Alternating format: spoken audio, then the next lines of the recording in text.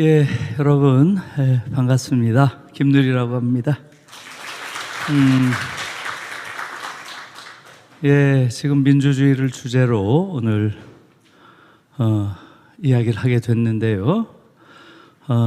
특징적인 건 지금 17분 동안 민주주의를 이야기한다는 요 상황, 이건 굉장히 큰 어려운 시험인 것 같은데요. 아무튼 어떻게 17분 동안 압축적으로 민주주의가 중요한지 하는 이야기를 할까 이렇게 생각을 해봤습니다.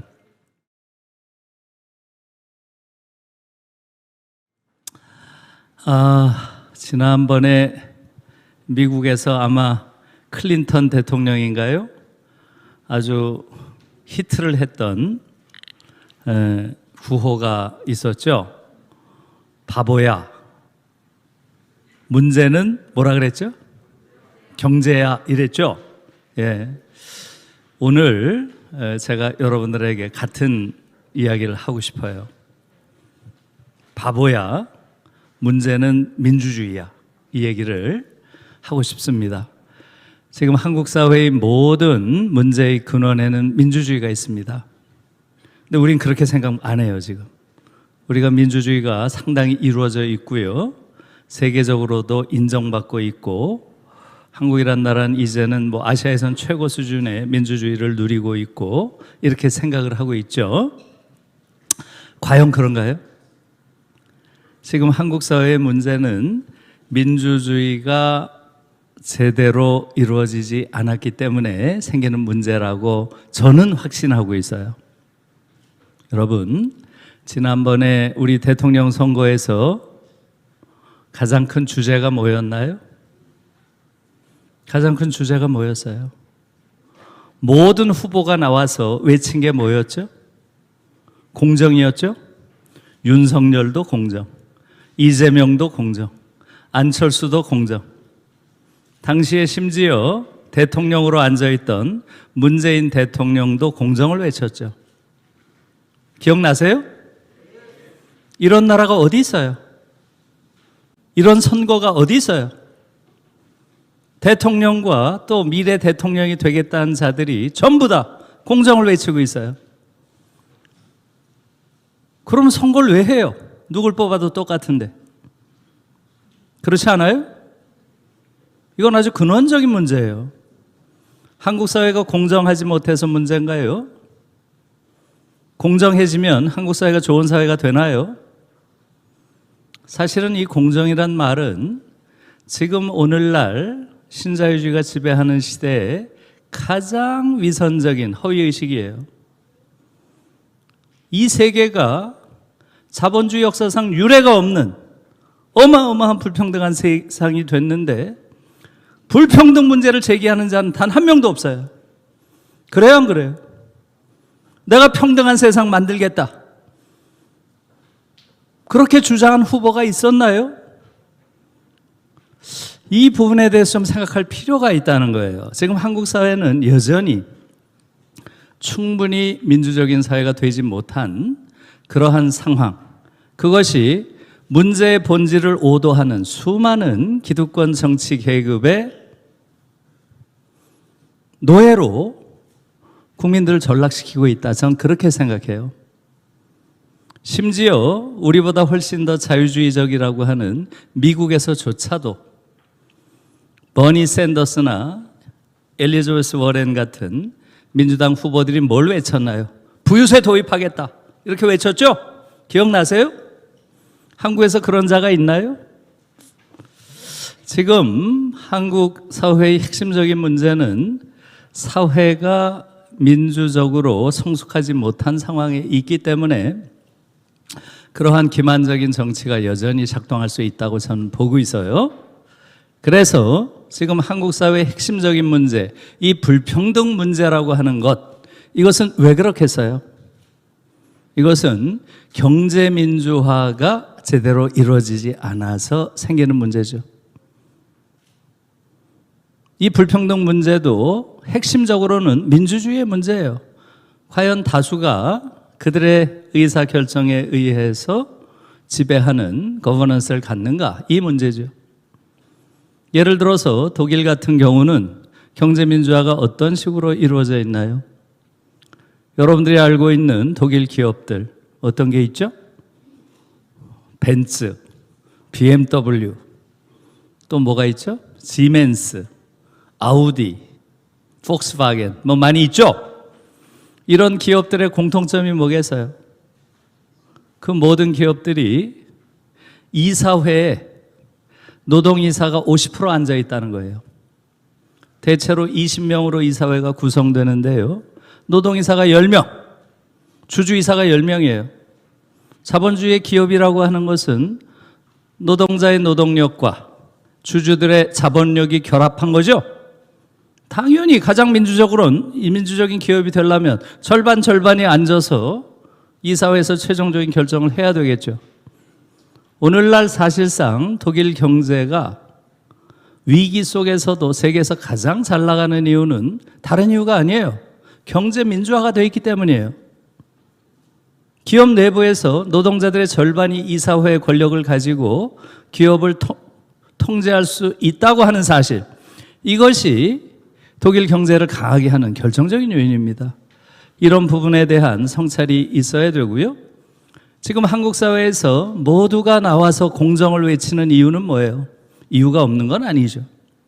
너무너무 불공정한 사회니까. 여기에 대해서 국민들의 분노가 치솟고 있죠. 왜 불공정하겠어요? 왜 이런 터무니없는 공정이라는 걸 모두가 주장하고 나오는 이러한 비상식적인 사회가 됐을까요?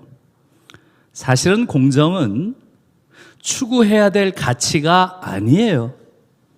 공정이라는 것은 당연히 지켜야 할 규범이죠. 규범을 가지고 가치라고 내세우는 정치인들이 나오는 이런 사회는 대단히 퇴행적인 사회예요. 자유나 평등은 우리가 추구해야 될 가치죠. 공정은 추구할 가치가 아닙니다. 그런데 모두가 이걸 들고 나올 정도로 공정을 외치는 이유는 분명하죠. 뭐겠어요? 너무나 공정하지 못한 사회라는 거죠. 왜 그렇겠습니까? 사회 민주화가 안 돼서 그래요. 사회 민주화. 이것도 민주주의의 문제예요. 사회 민주화라고 하는 것은 뭐겠어요? 사회의 개별 조직 안에서 구성원들의 의사에 따라서 결정이 이루어지는가 하는 거죠. 지금 여러분들 한번 보세요. 한국의 사회 조직 안에서 과연 구성원들의 의사에 따라서 운영되는 조직이 존재하나요? 예를 들어서 제가 있는 곳 중앙대학교 그렇게 움직이나요? 대학의 구성원이 누군가요? 학생, 교수, 또 누군가요? 행정직원도 있죠. 대학을 구성하는 이 구성원들에 의해서 대학이 운영되나요? 아니면 대학과는 아무런 관련이 없는 타자가 들어와서 돈이 많다는 이유로 대학을 장악하고 자기들 멋대로 전환을 하나요? 이런 어처구니 없는 사회가 아직도 한국 사회예요. 정치적인 민주화가 됐다고 하지만 사회적인 조직 안에서는 전혀 민주화가 이루어져 있지 않은 거예요. 지금 두 번째 이야기를 했죠? 불평등 문제, 불공정 문제. 세 번째 한국 사회를 지배하는 가장 결정적인 문제가 뭐인 것 같아요? 제가 보기엔 권위주의예요. 어마어마한 권위주의가 지배하고 있어요. 아직도. 인간과 인간의 관계가 수평적 관계가 아니에요. 교사와 아이들 사이에, 학생들 사이에, 또 기업 안에서 소위 상사와 부하 직원 사이, 이 용어 자체도 굉장히 권위적이죠. 집안에서 부모와 자식 사이에, 남성과 여성 사이에, 과연 이런 류의 권위주의가 한국에서 이제는 타파되고 반권위주의적인 자유로운 그런 사회가 됐나요? 이것은 곧 문화민주화의 문제인 거예요. 문화민주화. 그래서 지금 한국 사회는 정치민주화가 민주화와 관련해서는 거의 유일하게 구현됐다고까지 말하기는 어렵고 유일하게 실천되고 있는 그러한 사회입니다. 나머지 다른 민주화, 경제민주화, 사회민주화, 문화민주화는 거의 이루어지지 않았어요.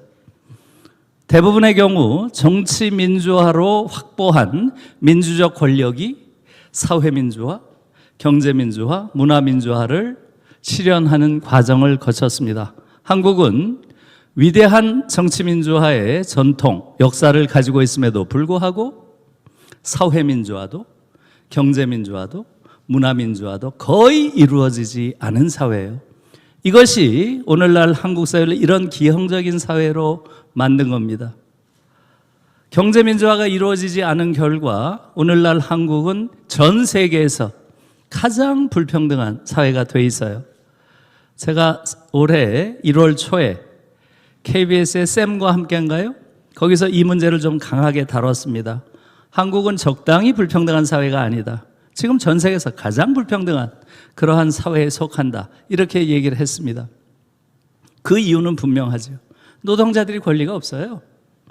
경제민주화 전혀 이루어지지 않고 있습니다. 지금 여러분들 자신도 대단히 퇴행적인 의식을 대부분 가지고 있어요. 삼성하면 이재용을 떠올리잖아요. 삼성 당연히 이재용 거지. 이런 식으로 생각을 해요. 어떻게 그게 이재용 거예요? 이재용은 하나의 일개 주주에 불과하고 그가 가지고 있는 주식 처분권은 한정적이죠? 아직도 우리 자신이 경제민주화에 대한 인식이 없는 거예요. 두 번째, 사회민주화가 돼 있나요? 개별 조직들 내에서 과연 구성원들이 적극적인 민주주의자로서 자신의 권리를 행사하고 있나요? 문화민주화 말할 것도 없어요.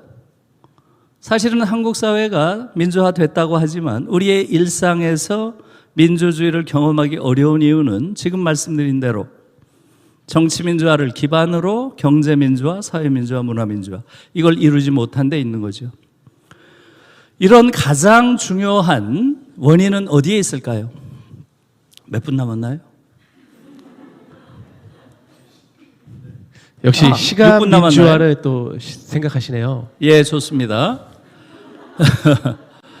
예. 예.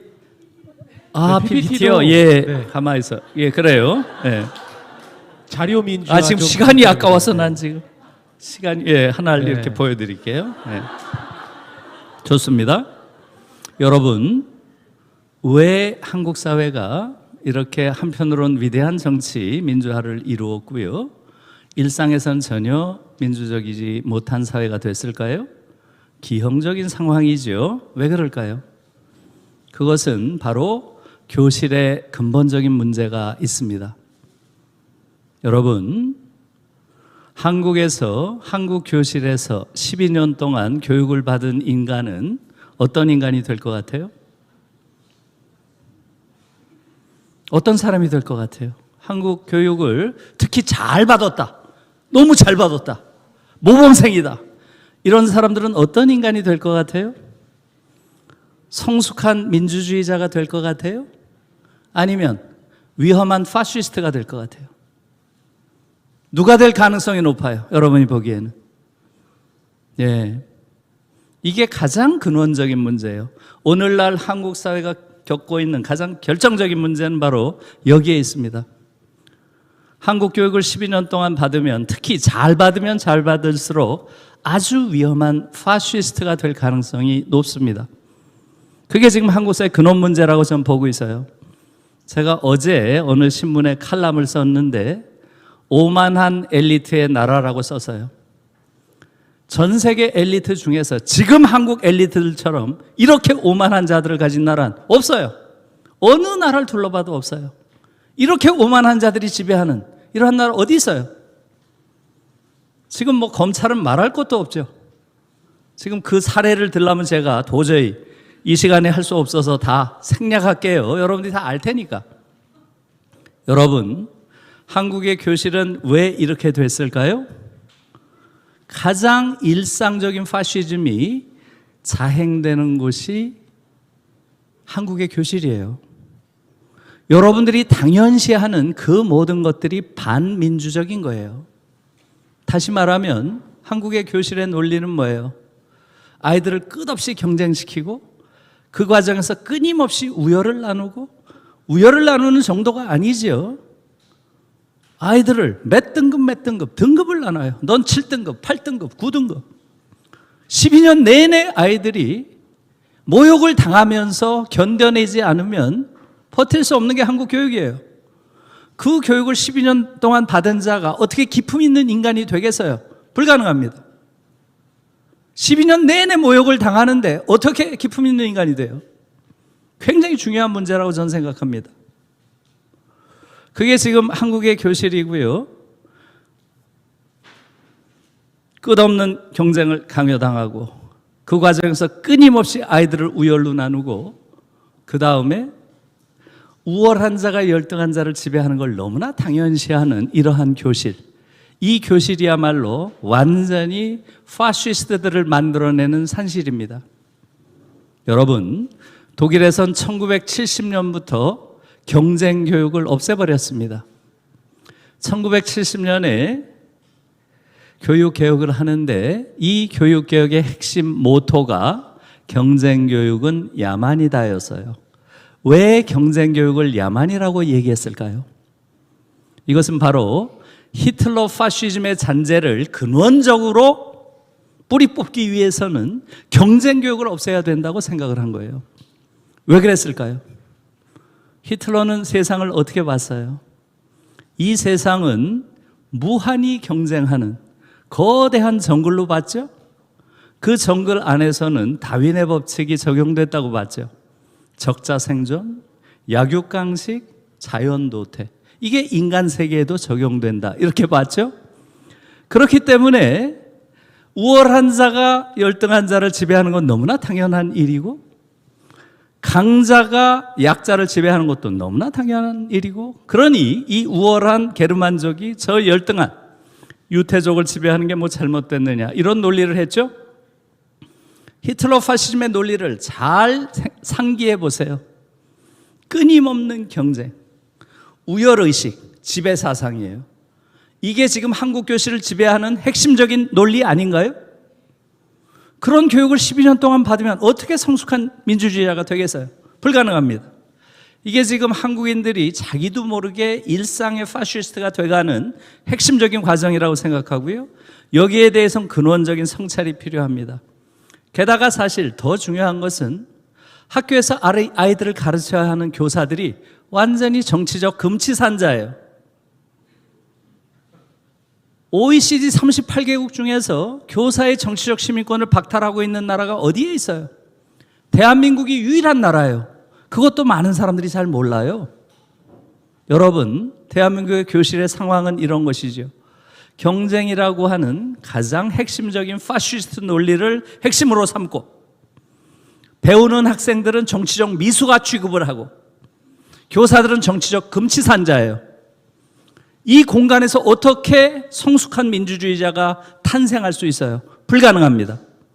그래서 한국에서 민주주의가 앞으로 성숙하기 위해서는 교실 안에서 완전히 새로운 교육혁명을 통해서 새로운 교육이 시작되지 않으면 안 됩니다. 그걸 통해서 한국 사회가 이제는 경제민주화, 사회민주화, 문화민주화까지를 이루어내야 되고요.